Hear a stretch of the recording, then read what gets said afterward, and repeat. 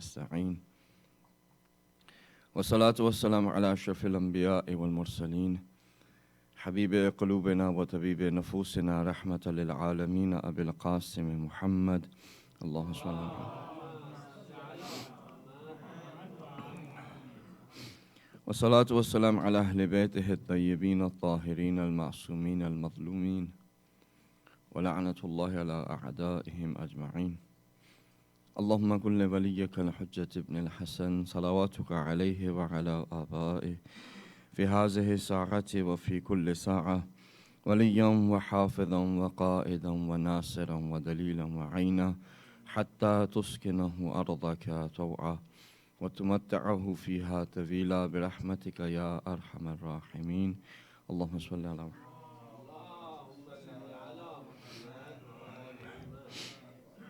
Amma ba, assalamu alaikum wa rahmatullahi wa barakatuh. All praise and glory belongs to Allah, the creator of this universe, the one who does not have any need, the one who does not have any want. But everything that He has created requires for their existence only one need. And that need is Allah subhanahu wa ta'ala. So all of the creation that He has created, there is only one need that every creation has to exist, and that is Allah subhanahu wa ta'ala. This statement requires a little bit of explanation, since when you look at our own selves, you see that there is a massive list of needs, and then there's just that much bigger of a list of wants. Our needs are always less, and our wants are always more. In existence, the creation requires the attention of Allah subhanahu wa ta'ala for it to exist. Take? I'll give you an example and see if we can move forward. I might have given that to you before, but I'm not sure. Can I ask you, in your imagination, to create an apple tree?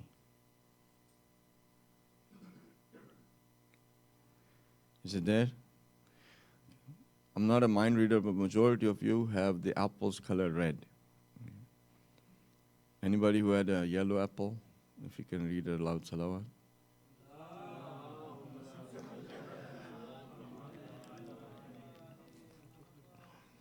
When it comes to salawat, we don't think, we just say it.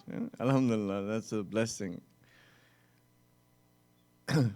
As soon as you said salawat, right, that tree is gone.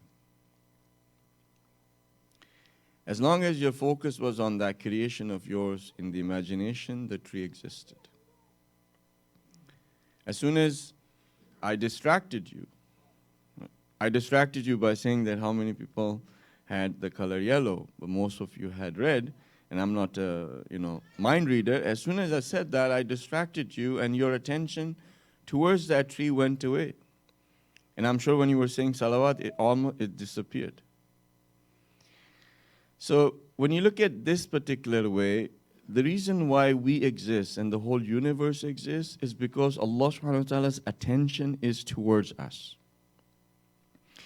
Even for a moment, iota of a moment, quark of a moment, whatever you want to bring it down to, if His attention is not towards us, we would be finished. So what is the greatest or the only need that creation has for existence? Is the attention of Allah subhanahu wa ta'ala. That without that, we cannot be. यानी खुदा की तवज्जो के बगैर हम जिंदा, हमारा वजूद ही नहीं. If He's not attentive towards us, we're nobody. Right? We're nothing. So when we understand that the attention of Allah subhanahu wa ta'ala is the only need that we have, we also have to think, does it require our attention too? Towards Allah subhanahu wa ta'ala? Right? So this we understand that in creation, in this body, the whole of the creation, if Allah subhanahu wa ta'ala's attention is towards the creation, it will exist. But is it also necessary for the creation to have attention towards Allah subhanahu wa ta'ala? Right? There is a soul that Allah subhanahu wa ta'ala has given to us that requires for it to exist in the purity that Allah subhanahu wa ta'ala has given it to. We need to have attention towards Him. So far with me? So your body, although is alive, and your body is alive without you actually having any intention. Right? You're not intending to live. You're living. True or not? Unintentionally, yes, there is a portion of your brain that takes care of the mitochondria, takes care of the energy, takes care of the oxygen infusion into the blood, takes care of the viruses that attack and so forth, and the cells being duplicated and cloning. Right? I would suggest that you read about that or watch a documentary, because nowadays we don't read books, we want to watch. You should watch about how this creation, this beautiful creation of Allah subhanahu wa ta'ala, this body works. It's amazing. Shall I give you some facts? Your brain produces enough electricity for a light bulb to be lit for 24 hours. Right?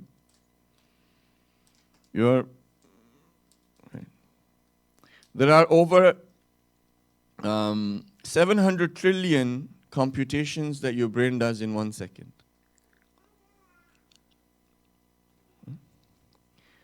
Amazing. There's more, but then it will become like a science.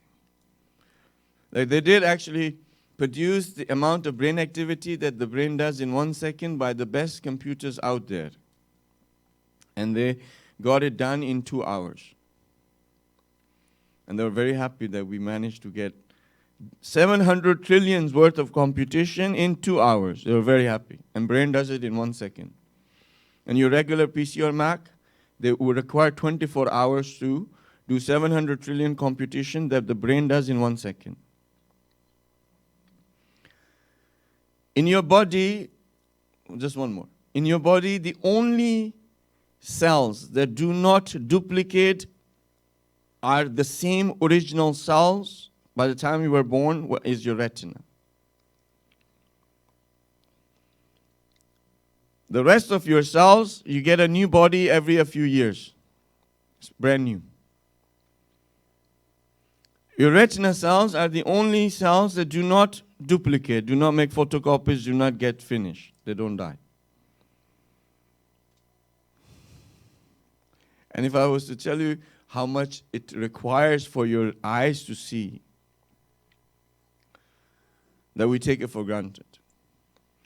So as far as your body is concerned, it's a carbon-based machine. Yes, there is a certain portion of the brain that is regulated all, but you're not intending for it. If you can intend, then you can control your blood pressure.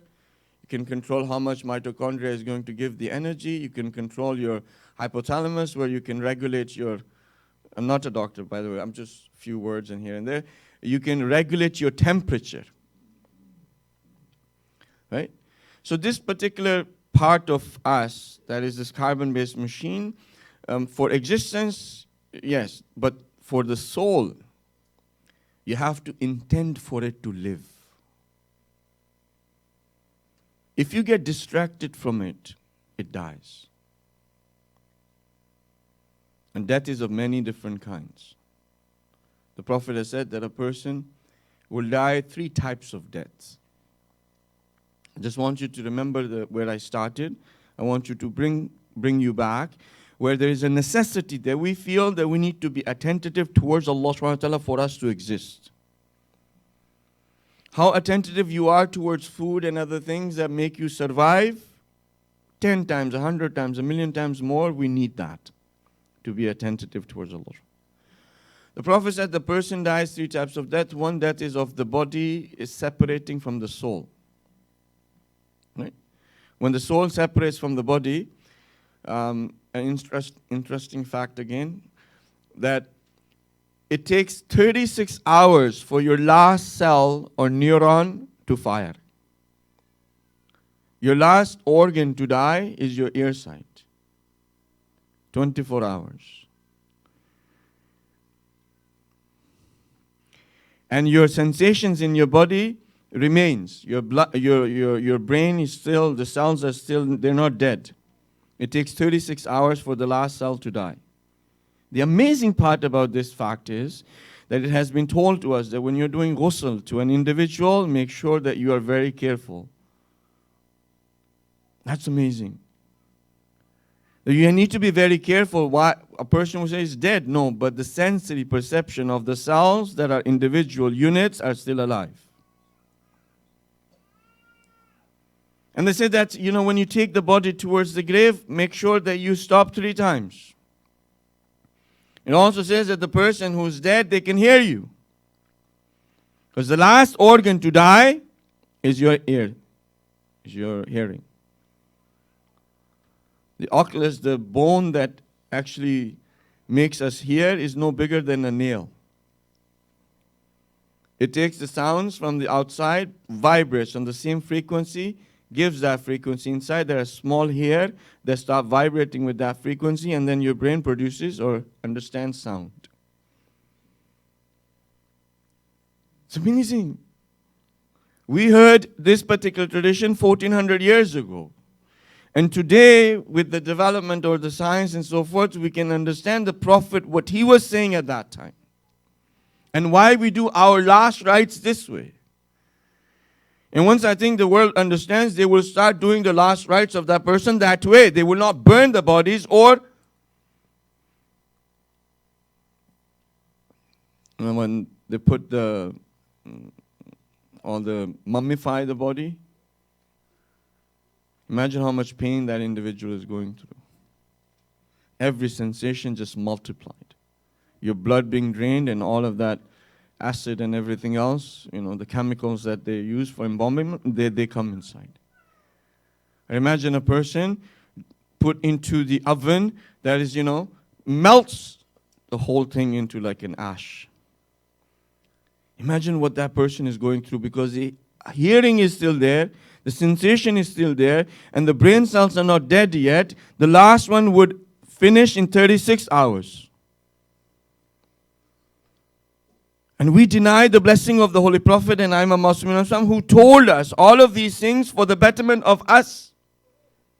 No religion out there has that information.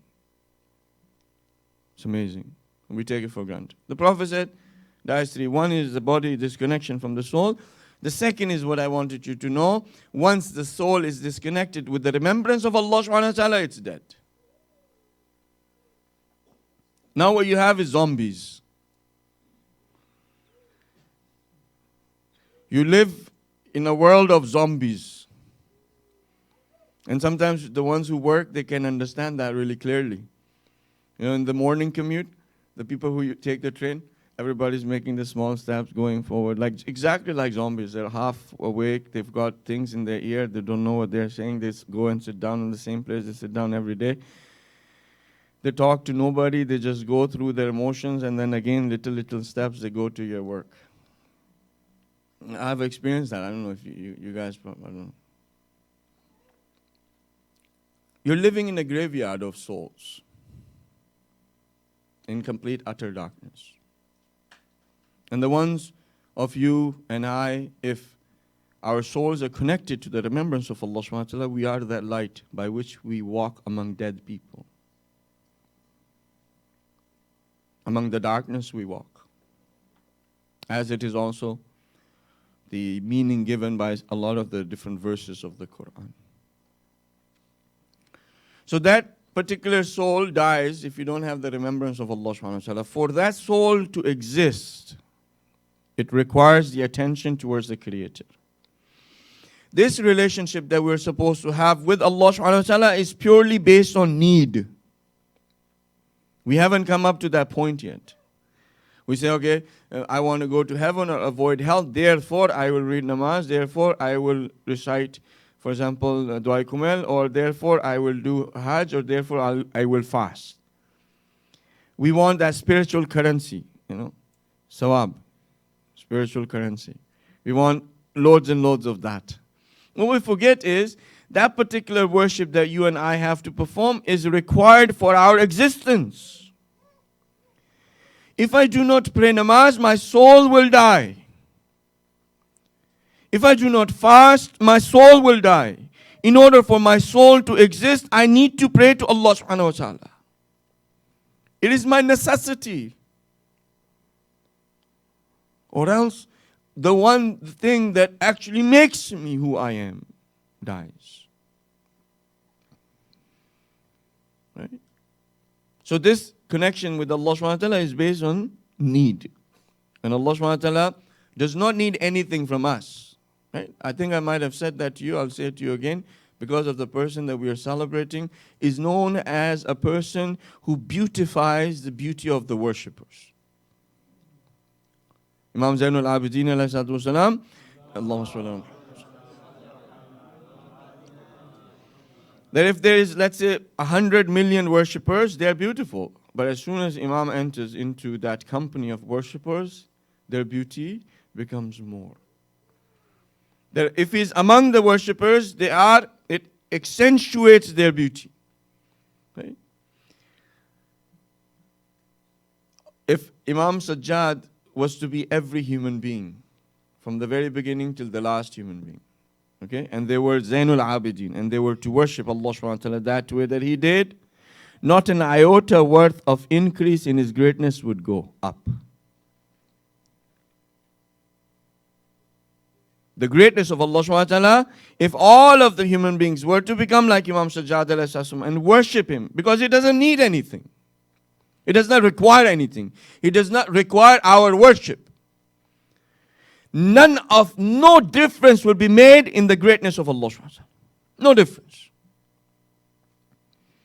And if all of the human beings from the very beginning till the last human being was like a judge and disobey Allah subhanahu wa ta'ala that way, because he lived at the time of Imam Sajjad, and he's one of those individuals that has been said in history. They have said that if you were to take all of the nations and take the worst of the worst and you put them in a measuring scale, one side and a judge on the other side, this portion would be heavier.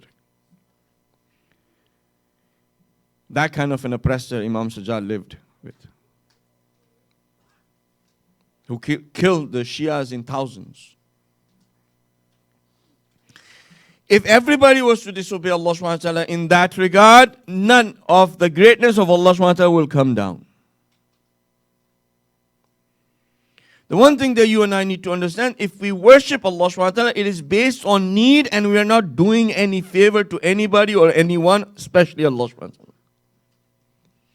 Just because I worship him does not mean that now I have right over him. It's up to him.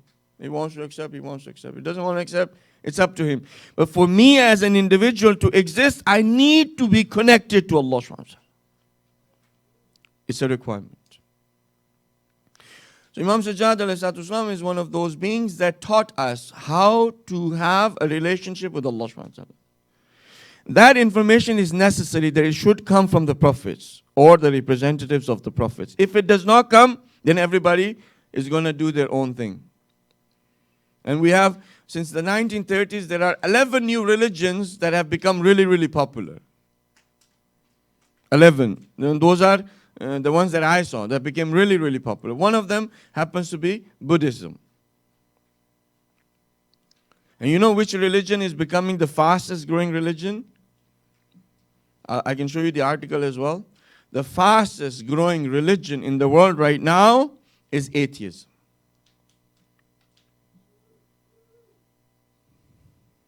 It's the fastest. Atheism is also a religion. They have churches, by the way. You know that?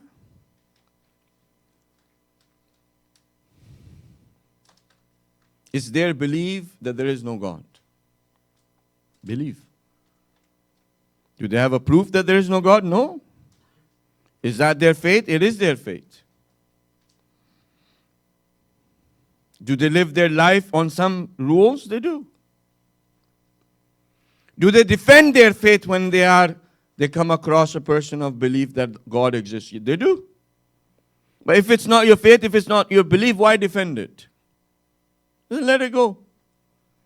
Why put that in everybody's face that there is no God? Why do you have an issue if somebody says Merry Christmas? No, don't say Merry Christmas. Say Happy Holidays. What's the big deal? You don't believe in God anyways. This person who believes in God, let him say Merry Christmas. No, no, no, it's offensive. Offensive to whom? You don't even have a faith. No, it's offensive to us. What about being offensive to the other individual who has a faith? That you are putting all of this in front of their face all the time. Mocking God in your movies, mocking God in news, mocking God in articles, mocking God in all. Is that not offensive to those individuals who believe in a God? It is. Where is their rights? If you look at the stats, it's amazing how this religion is spreading. The religion of atheism.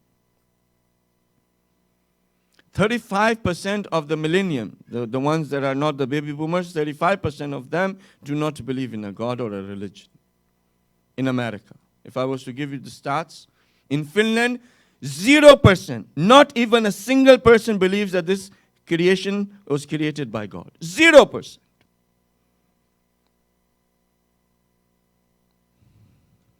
Over a year, in 1 year, 1,000 churches in Netherlands are going to close.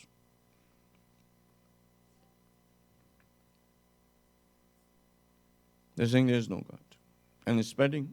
And it's coming in our communities too. We're just so blind about it, we don't see it.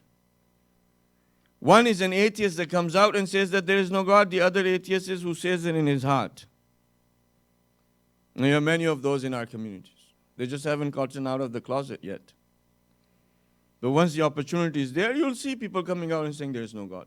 People were born in a Muslim family, born in a Christian family, born in a Jewish family. And this world is going towards that. We need to explain to people that in order for a metaphysical side of a human being, which can be proven through logic and many other realities of what you say is science, exists.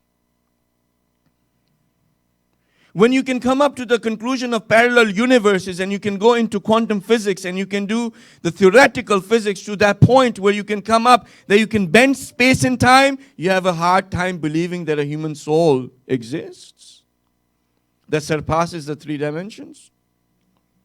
We have the proof. We have the answers. We're just too busy fighting among our own selves whether niyaz should be pakora or samosa or this and that. हम तो पकौड़े ही देंगे क्योंकि हमें तो पकौड़े ही देने सबके समोसे नहीं देंगे उस पर लड़ जाते हैं fight over it. Where is the world going?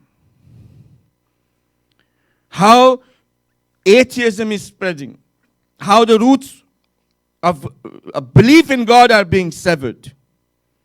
And here we are, the ones who are supposed to be the ambassadors and the savior of the roots of Islam and God, are fighting among ourselves on the basis of niyaz.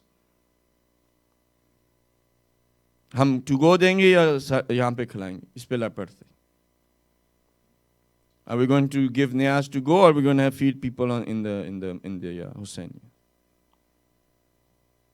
ये कोई लड़ने वाली बात है? Is there a reason for fight?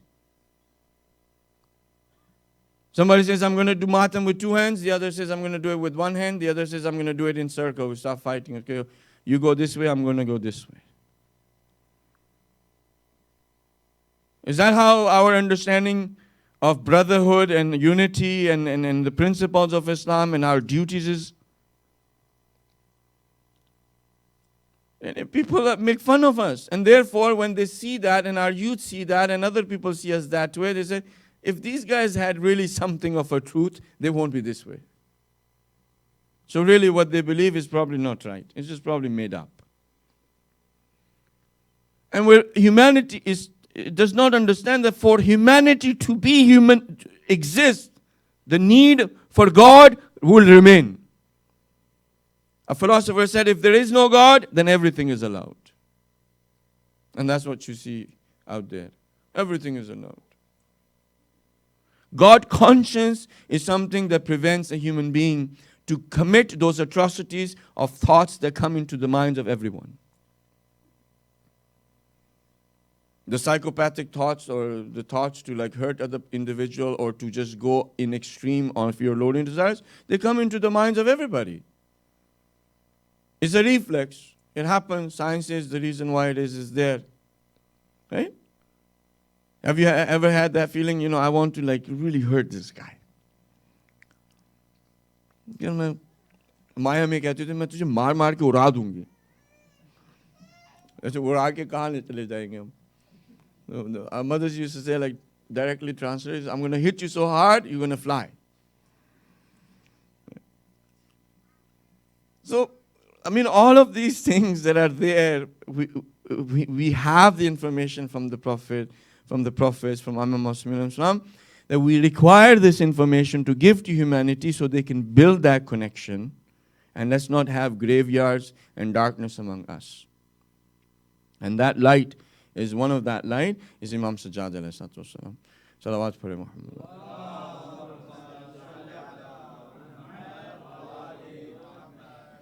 We're going to talk about 3 things that are significant in the life of Imam Sajjad. And one of the misconceptions we have, clear it, and then move on to those 3 things. If we can explain it, great. If not, then you guys have to think. Okay? I'm here only to make you thirsty. I'm not here to give you water. Okay? I'm just here to make you thirsty. Once you are thirsty, you'll go towards water anyways. True or not?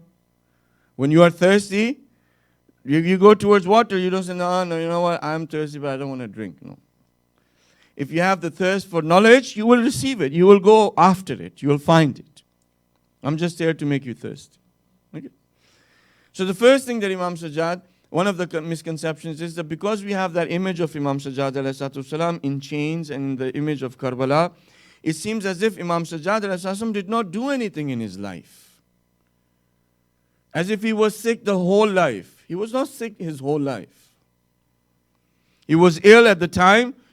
Allah subhanahu wa ta'ala saved his life. Imamat had to continue. And there are many other reasons why an analysis of that is not the time right now. But that was for a short period of time, and then he got well. Whenever we think about Imam Sajjad, we think about, really weak and ill individual, and always in chains. We think about him like that. Imam Sajjad was the person who laid the foundation for the mazhab of Shia to survive. If the Shias have survived, it's because of the foundation that Imam Sajjad put. With those foundations, it was built by Imam Baqir, Imam Jafar Sadiq and the rest of the Aimma. If Imam Sajjad did not put the foundation, you today would not exist. He lived in the most difficult time out of all of the Aimma. Out of all of the Aimma, the most difficult time was the time of Imam Sajjad ﷺ. The most difficult. The historians have narrated that Medina had become a city that it seems as if it was made for dancing and singing. There used to be dancing and singing parades outside of Medina. Nobody used to say, neither the abid or the alim. Neither the worshipper or the scholar. There were gatherings where men and women mixed. They would have the gatherings of singing and dancing. Singing was taught rampantly. In that culture, there were individuals who used to take a bath in wine, and after they were done, the bath would go down. Marwan used to take a bath in wine. And he used to drink so much that that wine would go down. The level would go down on that bath. Abdul Malik was the first person who publicly told that there is going to be no Amar bin Maruf or in Munkar. Publicly.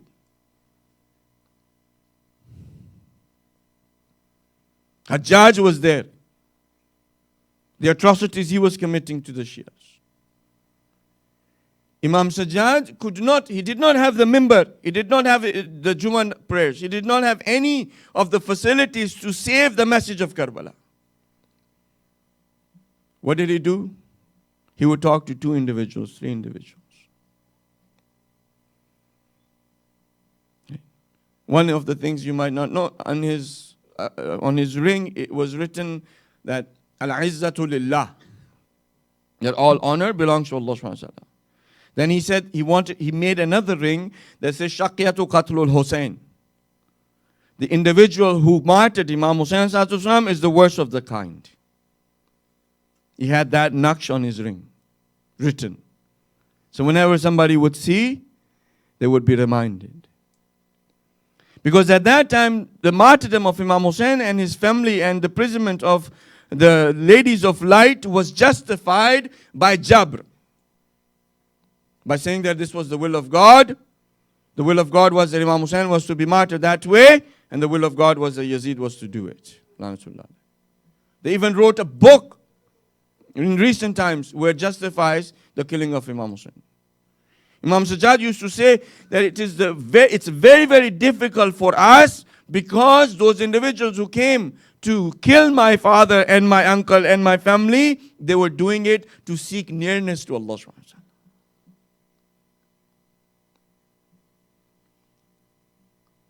ta'ala. Imam Sajjad would protect that. So one was that ring, I told you, 2 or 3 individuals he would speak to. The other was his way that we all know, that when he used to see water, he would cry. When he would eat food, he would cry. When he would see cut meat, he would cry. When he used to see an animal being sacrificed, he would stop there and ask, did you give water to this animal? He would cry. For 35 years, when he lived, he had become a symbol of reminder of what happened in Karbala. Every action that he did was to safeguard Imam Hussein's memory, which was to be destroyed by the enemies of Allah. When people used to ask, why are you crying when you see water? Then he would say, this is what happened. So one was that because Bibi Zainab also put the effort in, but she didn't stay alive for too long after the event of Karbala. Imam Sajjad for 35 years did that. That was one thing. The second thing was that Imam Sajjad, and which most of us are also not aware of that, and you don't have too many books that write about this. Imam Sajjad taught 170 students. 170 students are mentioned in the books that were the students of Imam Sajjad. Some of them we know. Hazrat Jabir ibn Abdullah al-Ansari was also part of the students of Imam Sajjad. Abu Hamza Somali, he was also part of the students of Imam Sajjad. And many more. 170 was mentioned. Some of them were the mufassir of Quran. Some of them were faqih. They knew the laws of Islam. Some of them were in ilm kalam and so forth. In different sciences, they were the students of Imam Sajjad. Here's the interesting part, and listen to it carefully. This would amaze you about the strategy of the struggle of Imam Sajjad, how he fought for 35 years. That we think he didn't do anything. Ready? 50,000 slaves went through freedom from Imam Sajjad, and every single one of them was a student of Imam Sajjad. Did you know that? He would get a slave, give him in 1 year as much as he could, and then make him free. One, he combated slavery. He fought against slavery. The other was, because he was his property in his house, he could teach. He could not teach outside. He could not teach on the mimbar. They narrate that this one person narrates that I saw a black slave. He went into Sijda, and at that time there was no rain. Rain was not coming. He said that I saw a black slave. He went into the Sijda, and he said to Allah subhanahu wa ta'ala, oh Allah, I will not put my head out of the Sijda until it rains. As soon as he prayed, the person says, it started to rain. And the lesson here is that don't mock anybody just because of their skin color or what you think of them. You don't know what status they have with Allah. And then he said, I followed this slave, went to the house of Imam Sajjad.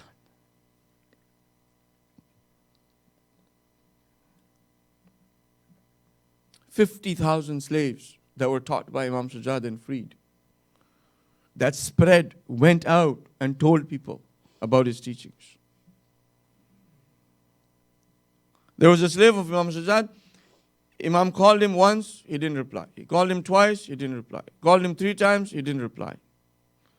The Imam said to him, I'm calling you, how come you're not answering? He said, I want to see if you get angry. Imam said, for this, you are free.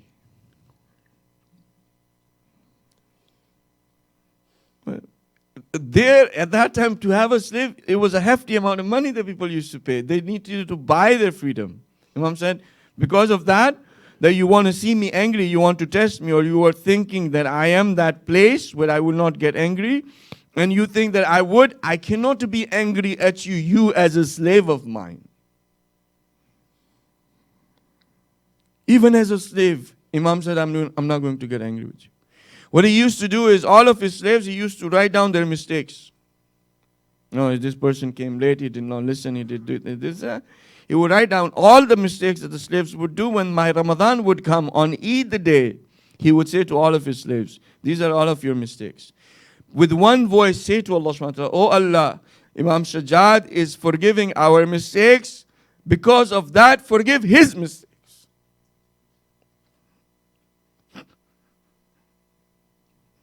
And Imam Ma'soom,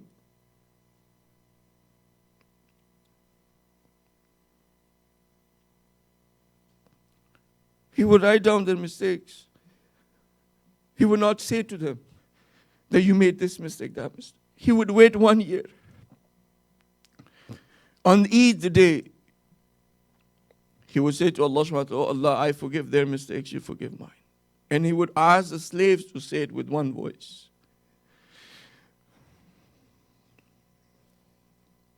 This is Imam Sajjad. And the third thing that Imam did was he taught through dua. Sayfa Sajjadiyah is filled with our ideology about the Asul Deen, with Nabuwat, with Tawheed, Nabuwat, Imamat and so forth. And plus, if you think about it, Imam Sajjad, every single dua starts from salawat. In those days where there were the enemies of Allah subhanahu wa ta'ala who hated the Holy Prophet and his family, Imam Sajjad used to sit down and have these du'as, and he would say, Allahumma salli ala Muhammad wa ala Muhammad. And in the middle there are many du'as that have the salawat on the Prophet and his holy progeny. So he maintained that culture of salawat on the Prophet and his family, and that the love should be there. The other is, he's got, about Tawheed if you want to learn, Nabuwat if you want to learn. And the third thing that Sayfa Sajjadiyah also has is it identifies the diseases of the soul. If you look at the dua number 8, there's about 44 different diseases that Imam has identified in that dua. 44. And the fourth thing is also political. He's got du'as there that tells us the responsibility, what we have against the enemies of Allah subhanahu wa ta'ala, and how to protect the borders and so forth. Sayfa Sajjadiyah is it's the pinnacle of all of the Sahifas that we have from Imam Muslim. How many du'as the Sahifa has? Just a quick question. We still have 5 minutes. How many du'as are in Sayfa Sajjadiyah? See, if somebody who would take a look at it more often, they would know this on the tip of their tongue. Like, for example, if I was to ask, what was the Fajr time?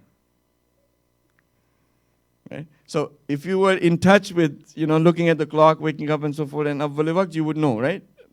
I mean, approximately, I'm not saying you don't pray. I mean, I'm sure everybody prays. But if we had a relationship with Sayfa Sajjadiyah, we could answer right away, 54. But you know that 54 is not the complete Sahifa. This 54 was the Sahifa that got spread and published among the general masses. There are other du'as of Imam Sajjad that are now compiled. There is a total of 257. 257. You've had it in your homes. just as a sign of love for him, start reading. Put that in your day-to-day life, especially the youths. If your nafs ammara is bothering you, the solution is there. Your lowly desires, if they're bothering you, there's a solution there. The parents want to parent, the solution is there. There's a dua how to raise your children. Anything that you are going to be in your life, there's a solution in Sayfa Sajjad. If you feel very thankful to Allah subhanahu wa ta'ala, there is Munajat Shakirin. You can go and read it. How to be thankful to Allah subhanahu wa ta'ala. Anything that you can come up with in your life, guaranteed, there is in Sayfa Sajjad. What do we do?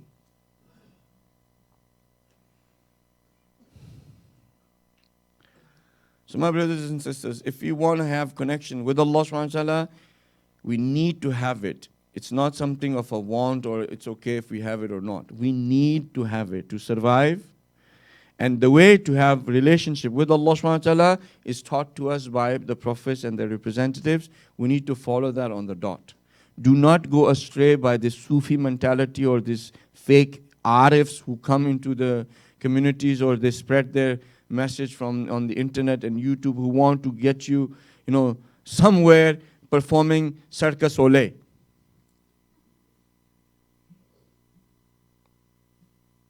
Basically this kartab and, these karamat that they tell you, oh, you can walk on water, you can, fly in the air and you can do all of this is just, like circus stuff. Where people are so amazed by it, they know this is the reason why I'm going to worship Allah subhanahu wa ta'ala. That's shirk. You need to worship Allah subhanahu wa ta'ala because He is worthy of worship. In the process, if He gives you a gift where you can read the minds of individual or walk on water or, don't need to buy a ticket from Southwest and fly over and be somewhere or be in two places at one time, all of that, if He gives you, He gives you. That is for your test and the test of others. They make you want to be like a rahib, like, just cut from the world, just be ajib. Don't have the time to go into it, but don't follow those guys. Know what is your relationship towards Allah subhanahu wa ta'ala, how it is taught by Imam Masumin, the Prophet. Follow it on the dot. And Imam Sajjad is one of those Imams that is very, very kind. If he was that kind to his slaves, right? When he was that kind to those slaves that even disobeyed him. When he wanted for the majlis and the azah of Imam Hussain to survive, and we try our best, whichever less or more we try. He wanted the memory of Imam Hussain to be in the hearts of individuals. Imam, we have it. We don't follow it, maybe we don't act on it, maybe we feel weak, we don't have the strength to walk that path, but we have it. Your efforts continue. And we will continue. Until that day comes where we can take the revenge of that blood. And we become the followers of that Imam that is the promise of Allah subhanahu wa ta'ala who will bring fairness and social justice in all of the world. May He come as soon as possible. Bismillah ar-Rahman ar-Rahim wal asr. Innal insana lafi khusr. Illa alladhina amanu wa aminu as-salihat. Wa tawasaw bil haqqi wa tawasaw bis sabr.